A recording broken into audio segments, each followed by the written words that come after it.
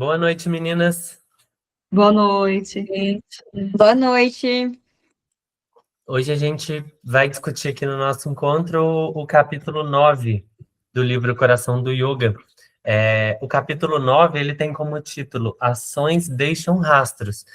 E aqui o professor Dzikachar já começa relembrando um pouco, né, daqueles conceitos de avidya que a gente viu anterior, que é, conceitos que a gente tem muito reais para nós e que às vezes deixa a nossa percepção nublada, né? Que a gente acha que é normal, e isso acaba acarretando várias consequências, né? É, o excesso de avidya deixa a gente no estado de dukkha, que é um estado de limitação de agir, né? A gente sente como se estivesse espremido, como se a gente fosse incapaz, se a gente não conseguisse mostrar a nossa potência. E é muito complicado porque é muito sutil, né? Isso vem de uma percepção muito pessoal, de uma forma de a gente mesmo ver a nossa própria vida, e vem condicionado de muito tempo, então é muito complicado. E quando uma pessoa começa a buscar um pouco mais de clareza e de consciência, né, ela percebe que está no estado de dukkha e quer sair disso, é, acaba se tornando complicado porque ele fala aqui que a busca por clareza e lucidez torna as pessoas mais sensíveis. E de fato, porque enquanto a gente não sabe que está acontecendo um problema, está tudo certo. Você não está enxergando um mal, um incômodo ali. Agora, a partir do momento que é real, eu sei que aquilo acontece, eu vou sofrer muito mais. Ele faz uma analogia muito interessante aqui, que é a questão da poeira, né? Se tem poeira, alguma coisa na nossa pele, a gente não vai perceber tanto, né? Não vai sentir, aquilo não vai ser uma percepção muito grande que vai nos incomodar. Mas vai um grão dessa poeira cair nos nossos olhos abertos. Isso vai causar um desconforto extremo, muito grande, porque é a questão, né? Agora eu enxergo, ela tocou no lugar onde não podia, onde vai me deixar, assim, realmente muito incomodado. E puxando o gancho do que o Nathan falou sobre clareza, né? Ele traz no capítulo, ele retoma o assunto que ele já trouxe em outros capítulos, que é sobre os gunas, né? Que são as qualidades da mente.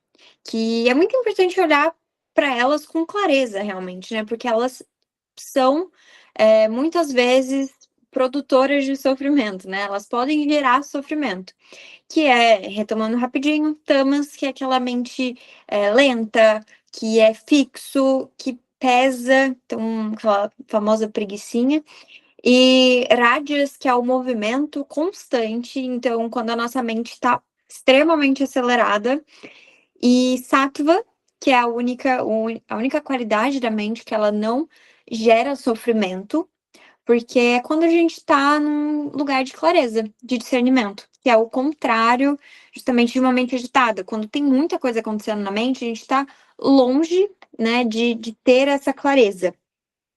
E um dos objetivos do yoga é justamente equilibrar, né? Então, afastar tamas, afastar rádias, para a gente, a partir disso, ter uma clareza muito maior. E ele traz logo depois um dos pontos, o primeiro passo da estratégia do yoga, que Vyasa, que é um dos comentaristas do Yoga Sutra, traz, que é como a gente precisa reconhecer quando não tá bom. Então, a gente estar consciente do problema é o primeiro passo para a gente saber lidar com ele. Então, a gente tem que reconhecer aquele sofrimento para entender quais os próximos passos. Daí, no livro, ele não traz os próximos, né? Ele fica só numa parte que é muito difícil fazer, que é observar da onde vem isso. Mas que é o começo de tudo, realmente, né? E outro ponto que é muito importante a nossa observação, para que atrapalha nessa clareza e pode gerar sofrimento também, dependendo de quais os efeitos que são gerados a partir disso, são os vrits, os movimentos da mente. Então, os movimentos da mente são 5. Pramana, que é a compreensão, que é o conhecimento correto, Viparya, que é o conhecimento incorreto, Vikalpa, que é a imaginação, algo que não vem a partir da percepção real da realidade, né? Percepção real, ótimo. Da realidade, a gente não vê aquilo com clareza, então a gente começa a imaginar, né? A partir da realidade. Nidra, que é a ausência de movimento, que é o sono sem sonhos, e Smriti, que é a memória, aquela capacidade da mente que é capaz de armazenar uma experiência, algo que tenha acontecido. E isso existe a relação entre a mente e o observador. Sim, completando, né, complementando o que a Rafa está falando, essa relação entre mente e observador é algo que é muito falado dentro do yoga. Por quê? Porque a gente tem que observar, encontrar quem é esse que percebe. E aí eu lembrem, a gente pode, por exemplo, quando a gente está em algum momento que a gente tem um julgamento ruim em relação a uma pessoa. Por exemplo, assim, fulano é feio, ou fulano é isso, é aquilo. E aí, do nada, você para e diz assim, nossa, não sei por que eu pensei isso. Né? Então, você dá aquela pausa na mente, né? E aí você consegue observar. Então, o yoga vai buscar esse lugar de você conseguir dar essas pausas e observar o que está acontecendo. Né? Então, geralmente a gente consegue dar essa pausa quando é alguma coisa negativa. Quando é alguma coisa assim, mais no sentido positivo, a gente não consegue observar com maior clareza. Né? E as qualidades da mente, as qualidades, né, os gunas, como a Rafa estava falando, são importantes a gente buscar esse equilíbrio da nossa mente, nem muito agitada, nem muito inerte, né, que é o que acaba acontecendo, né? Ou então a gente está em um momento de muita agitação ou para.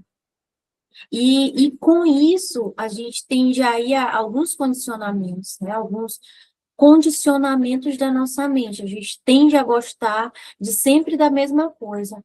Ou sempre escolher, vamos dizer, uma cor. Eu gosto do rosa, então tudo tento a escolher na cor rosa. Eu gosto de um determinado suco, eu tendo a escolher sempre o mesmo sabor. São os condicionamentos. E esses condicionamentos podem ser levados para um lado negativo também. Imaginem só, eu sempre escolho a pessoa errada para namorar. Ou eu sempre escolho alguém que vai me fazer mal, né? Então, esses condicionamentos estão acontecendo e aí a gente tem que entrar nesse lugar de conseguir dar essa pausa. Igual eu falei lá no exemplo você dá uma pausa no meio do pensamento ruim que você não gostaria de ter. Então, é a gente conseguir fazer essas observações, né? E aí, por exemplo, um dia no trânsito, você consegue parar, né? Tá brigando ali, vai para brigar, mas consegue dar aquela pausa antes, né? E aí a gente entra nesse lugar do controle da mente através do observador. E isso que a Thalita falou é muito interessante porque o que a gente quer é que a gente não quer sofrer, né? E uma das coisas que nos fazem sofrer é o não entendimento de que a mente ela vai tentar controlar. E que, na verdade, o que a gente tem que fazer é antever isso, é entender que os nossos hábitos, nossos samskaras, eles estão nos dominando, os nossos condicionamentos, né, eles estão nos dominando, e a gente precisa tomar conta dessa situação e não deixar com que a mente ultrapasse Pursha. Que Pursha é o observador, ele está por trás. E a mente é como se fosse um filme e o observador ele está assistindo o filme. Então, todos os nossos pensamentos, todas as nossas falas, todas as nossas imaginações, todos os movimentos da nossa mente, eles estão passando na tela e a gente está ali assistindo. Só que a gente tem muita dificuldade, porque a gente acha que a gente é a tela. Então, isso traz o sofrimento, né? Essa identificação, ela vai nos trazer um sofrimento, né? Por exemplo, antes eu não comentei sobre isso, mas Vikalpa, por exemplo, que é a imaginação, ela pode trazer a vidya, que é a má compreensão da realidade, que é um dos 5 sofrimentos, né? Uma das 5 formas de sofrimento. E Viveka, que literalmente significa ver os dois lados, significa justamente a gente entender essa separação, a gente entender o que é Purusha e o que é a mente. Porque se a gente está com isso tudo misturado, a gente está com uma falta de clareza, né? E quando essas coisas se separam, então a gente entende a realidade com maior clareza. E esse capítulo, ele trouxe muito isso pra gente, né? Então, para fechar ele trouxe de fato que, se a gente olhar para as situações com mais clareza, a gente vai entender o movimento da nossa mente. Talvez a gente consiga antever alguma coisa que vai acontecer. Então, que os nossos hábitos, os nossos samskaras, condicionamentos iriam levar a gente. Então, a gente antevê aquilo e fala: peraí, eu ia por esse caminho, mas eu preciso tomar o outro caminho. E isso faz com que a gente haja com maior coerência, né? Haja com mais verdade também, né? E entendendo que a nossa mente vai querer tomar o controle sempre. E que a gente não pode deixar ela tomar o controle. A gente tem que segurar ali nas rédeas e cuidar dela. Para que ela seja, na verdade, um instrumento de percepção de Purusha, apenas. Então, esse capítulo ele fala bastante sobre isso, olhar para os gunas com atenção, olhar para os movimentos da mente, olhar para os condicionamentos, e tudo isso sintetizado em maior clareza. Sim, e dentro de tudo isso que todos comentaram aqui, fechando o capítulo 9, né, a gente passa para o capítulo 10, que começa com: o mundo existe para ser visto e descoberto. E o yoga traz essa explicação sobre o mundo de uma forma muito bonita, né? Ele vem aí, traz uma explicação que veio do Sankhya. O Sankhya é uma filosofia indiana muito antiga, e eles têm uma forma de trazer essa visão de mundo de uma forma muito, muito simples, assim. Eles dividem a percepção em 2 realidades, que é o Purusha, que é o que a Rafa acabou de explicar, que é esse percebedor, é esse que observa tudo, é a luz que ilumina a tela da nossa vida. A Rafa deu uma explicação aí muito boa que eu adorei, né, que a gente se identifica muito com a tela, com as coisas que estão acontecendo na nossa vida, e o Purusha, eu tenho muita dificuldade de falar essa palavra, peço até desculpas, ele é esse que observa, então ele é essa luz que ilumina a nossa tela. Ele está ali observando tudo, e ele não muda, ele está sempre imutável, ele está sempre percebendo tudo.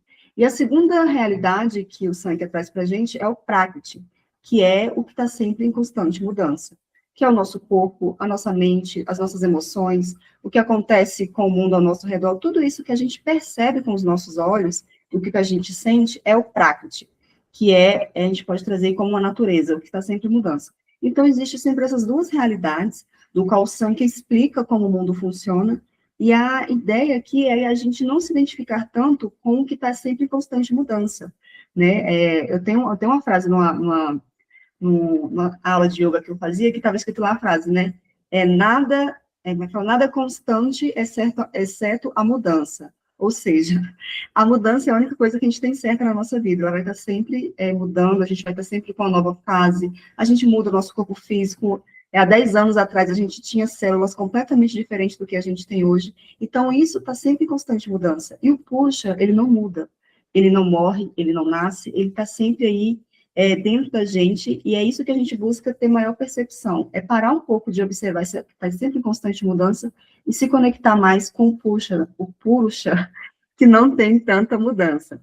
E dentro disso, dessa visão que o Sankhya traz, vem com a visão dos 5 elementos, né, que é espaço, ar, fogo, água, terra, e tudo isso que a gente conhece, né, esses 5 elementos vêm dessa visão do Prakriti, que é o que está sempre em constante mudança. E então é isso, esse início desse capítulo ele traz para a gente bastante da gente parar um pouco de se identificar tanto com o que está sempre em constante mudança e parar um pouco e observar o que está acontecendo e o que não muda. Né? E o Proust ele traz muito essa questão da ausência da morte, né? Ele é sempre vivo, ele não nasce, ele não morre, ele tem essa ausência da morte. É justamente isso, Carol. Essa ausência, através da ausência, ou melhor, através da morte, né, que é bem fácil de perceber, né, esse purusha, né, ou esse observador. Porque imagina um cadáver, né? Então, na Índia, né, as pessoas elas são cremadas ao ar livre, né, ali perto, em vários locais, para que as pessoas elas observem a morte de uma forma diferente. E aí, se a gente olha para uma pessoa que já morreu, que a gente olha para um cadáver, a gente olha e aquilo ali não é mais a pessoa. Por quê? Porque o que era ela, de alguma forma, ele foi embora, né? Então, ao observarmos para a morte, a gente consegue realmente ver esse observador, esse algo que não muda, esse algo que continua. Porque vai ser, não sei se eu consigo explicar, né, mas vai sair e o que o livro fala, né, vai sair essa essência que tem dentro da pessoa e vai ficar ali só o cadáver, sem sentido, né, que vai ocorrer os processos de decomposição e vai ter um fim, né. Então, a morte é esse lugar da gente observar realmente que existe, né? Existe algo ali dentro daquele corpo que é permanente, que não muda, né? E aí fica, né, como você explicou muito bem no início, a questão do observador e da prática, né? O que é um, o que é o outro, e a gente acaba se confundindo, né? A gente acha que a gente é o observador, acha que a gente é o nosso corpo, que é a nossa mente, mas o livro, ele fala que ele dá essa resposta, ele diz assim, por que confundimos, se é tão diferente a prática, né, do observador, então por que a gente fica se confundindo, né? Então, existe esse avidya, essa ilusão que vai fazendo com que a gente se confunda, mas ele diz assim, que, de acordo com os ensinamentos de yoga, essa conclusão, ela permeia a existência humana. Então, enquanto a gente existir enquanto humano, a gente vai estar nessa, sem saber se a gente é quem a gente realmente é. Se a gente é o observador, se a gente é o corpo, se a gente é a mente, e em alguns momentos a gente não vai se identificar. E outros que são iluminados, né, os grandes iluminados, eles conseguiram sair desse lugar do corpo, né, foram para o lugar do observador. E, ao mesmo tempo, aqueles que buscam clarezas podem aprender a fazer a diferença entre a compreensão correta e a equivocada. Ou seja, conforme a gente vai buscando esse discernimento, a gente vai tendo mais clareza de quem a gente realmente é. É que a gente é algo que está por trás da nossa mente, que está por trás do nosso corpo, né? E aí a gente tem o yoga que nos ajuda a perceber essa individualidade, a ação e os impulsos da consciência. Exatamente, Thalita. E é a partir da prática do yoga que a gente vai entendendo bastante essa individualidade, porque o yoga é uma prática muito introspectiva, né? Ela é muito pessoal. Não, a gente explica os conceitos, a gente estuda a mesma filosofia, mas cada um vai sentir dentro de si. E essa confusão, né, entre o Purusha e o Prakriti acontece porque Purusha é a nossa verdade, é a percepção que a gente tem, é a nossa evolução e todas as nossas experiências. E a Prakriti é o universo que a gente compartilha, onde todo mundo coexiste, né? Então, às vezes parece que é a mesma coisa e fica difícil essa diferenciação, porque realmente, às vezes a gente está vivendo os mesmos processos por fora, né? O que pode ser visto. Mas existe um processo interno, né? Que é a nossa verdade, que é o nosso Purusha, que ele é único, ele é imutável, né? É o que não morre. Aliás, depois que o corpo morre, ele ainda continua ali. Então, é preciso entender, e através do yoga a gente consegue, da prática, né, do yoga, a gente consegue fazer essa diferenciação e evoluir.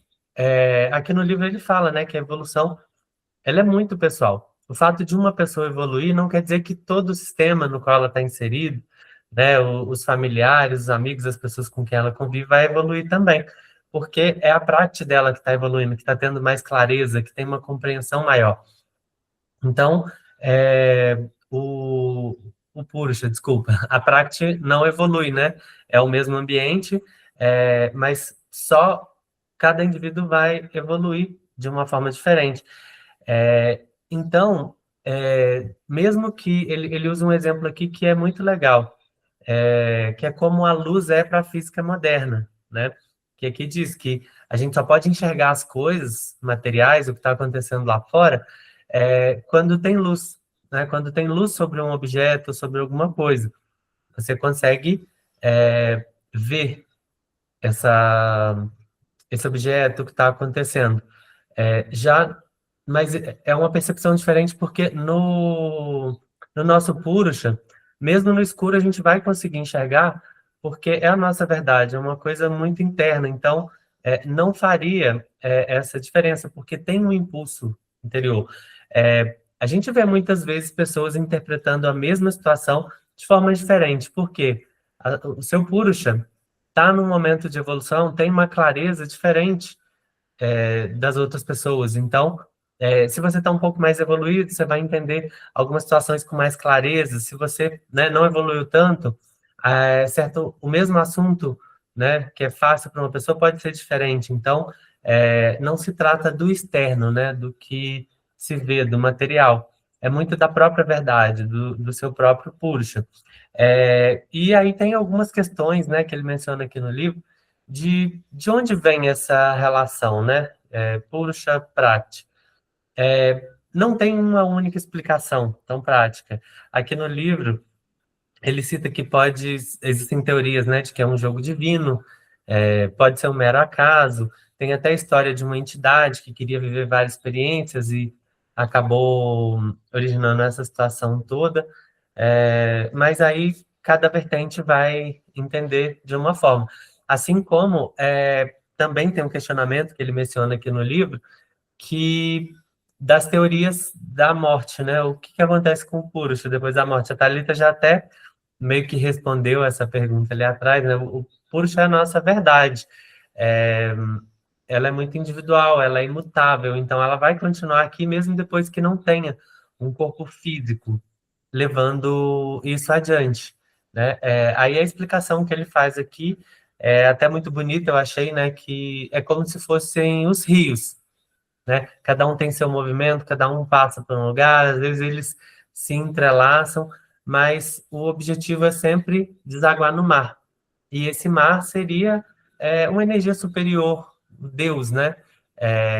E aí, como no yoga a gente vê sempre que não existe um Deus, uma religião que você tem que seguir, enfim. É sempre a divindade, né? O que a gente está procurando. Ser essa divindade, ser essa energia superior, né? Alcançar esse estado máximo. Porque, na verdade, o yoga é mudança, né? Como a gente sempre vê. Sim, sim, esse capítulo eu achei muito bonito, essa parte que ele explicou, né, sobre a diferença mesmo da gente entender a nossa consciência e a natureza em si, né? Esse capítulo falou muito disso, e dentro disso ele traz muita mudança. E o livro fala aqui que a mudança ela não é uma consequência direta da prática, mas a prática de yoga ela pode nos trazer mais clareza, e diante dessa clareza a gente consegue perceber bem a diferença quando é a nossa consciência e quando é a nossa mente ali trabalhando. Porque muitas vezes a gente tem a impressão de que a gente está se movendo o tempo todo, mas quem está em constante movimento é a nossa mente. Provavelmente, enquanto a gente está aqui falando, explicando, provavelmente quem está assistindo está com a mente aí trabalhando o tempo todo, pensando em várias coisas ao mesmo tempo, e a gente não percebe, né, que essa nossa mente está trabalhando ali o tempo todo. E o que o yoga tenta trazer para a gente é mais clareza e mais percepção diante desse movimento mental que a gente tem. E dentro de que o Nathan falou um pouco sobre o sofrimento, muitas vezes a gente se identifica muito com a nossa mente e se identifica com o sofrimento. E a gente começa a não perceber que a gente está tão identificado ali naquela situação e não consegue ter clareza diante da vida, né? De observar que aquilo é apenas uma fase. que essa fase provavelmente vai passar, que está tudo em constante mudança, e quando a gente consegue um pouco se destoar disso, né, de se desconectar um pouco da nossa mente, é quando a gente começa a ter mais clareza. E o objetivo do yoga é exatamente isso, ele não é provocar uma mudança abrupta na nossa vida. Ele, com a prática, a gente vai tendo mais clareza e vai conseguindo observar mais quando é a nossa consciência que está agindo e quando a gente está se deixando levar pelos movimentos mentais, né, pela nossa mente ali. Então, o livro traz aqui, né, a verdadeira mudança no yoga não é mudar quem somos, mas mudar a forma como nos relacionamos com a nossa mente. Quando a mente muda, a percepção muda e, com isso, o sofrimento diminui. Então, assim, eu acho que essa parte do livro trouxe muito isso, da gente parar um pouco de se identificar tanto com a nossa mente e observar mais a nossa consciência. E não é fácil. Todos nós aqui estamos há um bom tempo já estudando yoga, e muitas vezes a gente se identifica com a nossa mente, e a gente começa realmente a levar a nossa vida pelo que a nossa mente está trazendo. Mas se a gente parar um pouco, refletir, conseguir distanciar um pouquinho a nossa mente do que a gente está pensando ali, né? Da nossa consciência, a gente consegue se conectar um pouco com isso e ter mais clareza diante da vida, né? Que é isso que o yoga busca. Então, tudo isso que o livro trouxe para a gente, eu acho que foi uma reflexão muito legal da gente observar um pouco mais a vida, de trazer mais clareza. E é isso, né? O yoga ele busca trazer mais essa presença, esse equilíbrio e nos libertar um pouco desse sofrimento, desses movimentos mentais. Quanto à minha parte, é isso. Eu não sei se vocês querem trazer mais alguma coisa, Natan, Rafa, Thalita, vocês querem complementar com mais alguma coisa? Por mim, tudo certo. Eu achei que essa conversa, ela trouxe a gente para um lugar de clareza, né? Sempre volta para clareza. Então, como a gente vai ter mais clareza diante da vida para lidar melhor com tudo isso que acontece na nossa mente, que são muitas coisas, né? E é só isso mesmo. Achei que foi bem bom da minha parte. É isso. Obrigada pelo papo, gente. Boa noite também. Os dois capítulos são capítulos bem pequenos, mas tem uma profundidade muito grande, né? Então, talvez a gente pode ter deixado passado por alguma coisa, né? Que você percebeu aí, deixa aí nos comentários o que a gente não colocou, né? E aí, lembrando que